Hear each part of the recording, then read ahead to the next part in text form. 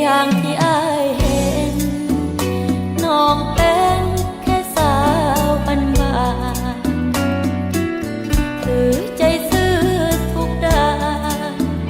อยู่กับงานฮักบ่เคยเห็นอายอย่าให้ความหวังถ้ายังฮักจริงบ่เป็น